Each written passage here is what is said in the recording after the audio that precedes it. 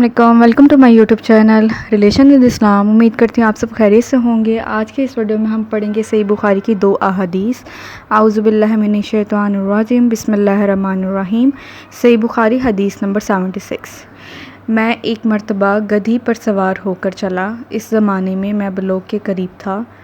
رسول اللہ صلی اللہ علیہ وسلم منع میں نماز پڑھ رہے تھے اور آپ کے سامنے دیوار کی آڑ نہ تھی، تو میں بعض صفوں کے سامنے سے گزرا اور گدھی کو چھوڑ دیا۔ وہ چرنے لگی جبکہ میں صف میں شامل ہو گیا، مگر کسی نے مجھے اس بات پر ٹوکا نہیں۔